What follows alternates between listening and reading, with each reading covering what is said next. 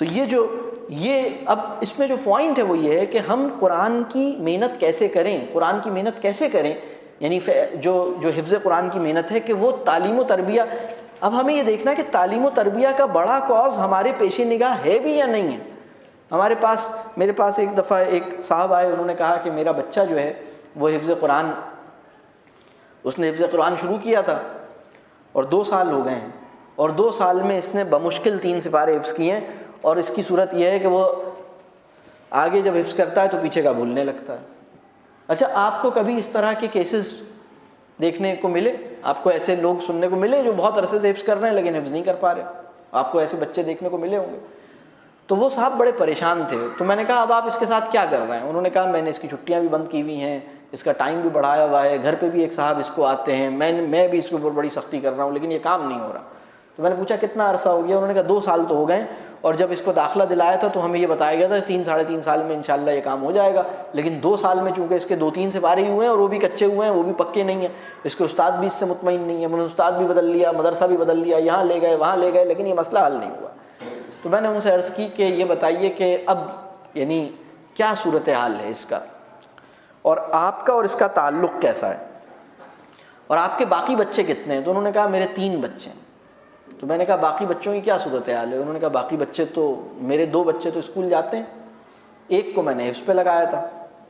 پھر میں نے ان سے پوچھا کہ ان 3 بچوں میں سب سے گہرا تعلق آپ کا کس سے ہے؟ تو انہوں نے کہا اور سب سے کمزور تعلق کس سے ہے؟ تو وہ بچہ جس نے 3 پارے کچے پکے حفظ کیے ہیں اس سے سب سے کمزور تعلق ہے، بلکہ تعلق ہے ہی نہیں. اور وہ جو 2 اسکول جا رہے ہیں ان سے بہت اچھا تعلق ہے، اور وہ اسکول میں اچھے چل رہے ہیں. پھر میں نے ان سے پوچھا کہ ان 2 بچوں کو کتنا قرآن حفظ ہے؟ کہنے لگے ان کو تو میں نے حفظ میں لگایا ہی نہیں. میں نے کہا دیکھیے، اگر میرے گھر میں کھیر پکے اور ایک بچہ ساری کھیر کھا جائے اور دوسرے بچے کو کھیر کا ایک لقمہ بھی نصیب نہ ہو تو یہ اچھی بات ہوگی یا غلط بات ہوگی؟ کہنے لگے کیا مطلب؟ میں نے کہا یہ یعنی ایک بچے کے لیے آپ کی خواہش ہے کہ وہ پورا قرآن، پورا کلام اللہ اپنے حافظے میں محفوظ کرے، اور باقی 2 بچوں کی صورتحال کیا ہے؟ میں نے کہا نہیں مجھے بتائیں انہیں کتنا حفظ ہے. تو انہوں نے کہا کہ ایک کو جو ہے وہ مطلب بمشکل 12 صورتیں اور 10 صورتیں اور اتنی یاد ہوں گی. پھر میں نے کہا آپ کو کتنا حفظ ہے؟ ان کی والدہ، ان کی بیگم بھی تشریف لائیں گی. میں نے کہا آپ کو اور آپ کو کتنا حفظ ہے؟ کہنے لگے جی بس ہمیں تو. میں نے کہا نہیں مجھے بتائیے، میں آپ سے سنوں گا. میں نے تھوڑا سا ان کو ذرا ایک ڈرایا. کہنے لگے نہیں مجھے جو ہے وہ، انہوں نے کہا کہ نہیں مجھے تو نہیں یاد. پھر ان کی والدہ نے کہا جب میں چھوٹی تھی تو میں نے سورہ یاسین یاد کی تھی، لیکن میں کوشش کرتی ہوں پکی ہو جائے، وہ بھی مجھے پکی نہیں ہے. میں نے کہا آپ کو اپنے اندر ایک بڑی تبدیلی لانے کی ضرورت ہے. آپ یہ بات تسلیم کیجئے کہ آپ کے گھر میں جو 3 بچے اور 2 بڑے ہیں، 5 لوگوں پہ مشتمل گھرانہ ہے، اس میں سب سے مکرم، سب سے قیمتی، سب سے بڑا، سب سے معزز اگر کوئی ہستی ہے تو یہ بچہ ہے جس کو کچے پکے 2-3 پارے یاد ہیں. یہ حفظ کی محنت ایسی ہے کہ اس میں ناکامی کے باوجود بھی انسان پورے معاشرے سے اوپر رہتا ہے. کوئی بچہ جو اسکول کے اندر ناکام ٹھہرے وہ ہر جگہ ناکام ہے. حفظ کے میدان میں جو بچہ ناکام ٹھہرے وہ بھی پوری دنیا میں کامیابوں سے اوپر ہے، کامیاب ہونے والے بچوں سے اوپر ہے. لیکن ہم اس کو سمجھتے نہیں. تو وہ صاحب حفظ تو کرا رہے ہیں لیکن چشمہ انہوں نے نہیں بدلا. اگر ہم نے اپنا چشمہ نہیں بدلا تو ہم حفظ کی محنت سے وہ نتائج پیدا نہیں کر پائیں گے جو نتائج پیدا کرنے ہیں، کیونکہ وہ دنیا کے لحاظ سے دیکھ رہے ہیں. دوسری بات جو ان کو پریشانی تھی، جو میں نے ان سے کہا کہ بھائی آپ پریشان نہیں ہو، اس نے جتنا حفظ کر لیا اس پہ آپ اللہ کا شکر ادا کریں.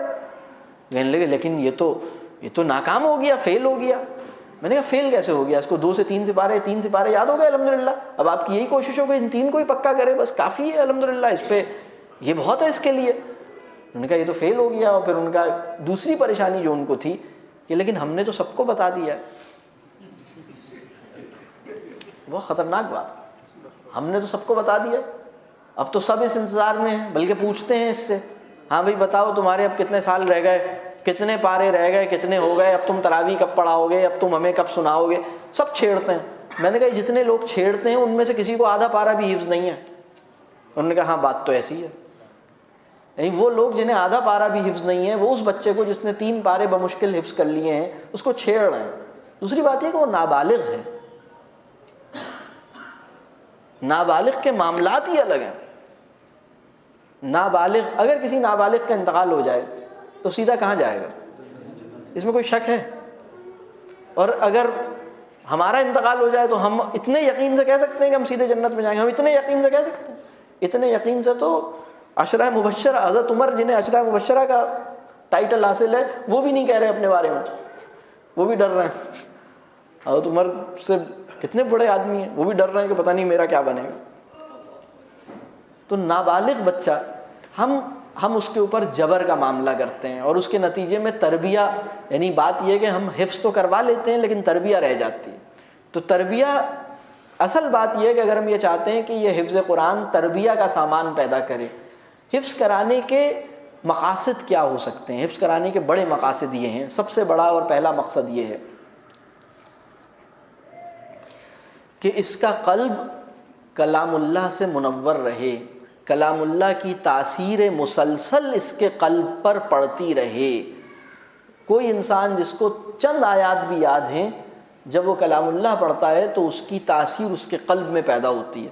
یعنی کلام اللہ کی معنویت ایک الگ بات ہے، اس کی تاثیر ایک الگ بات ہے، اس کا صوتی اعجاز ایک بالکل الگ بات ہے.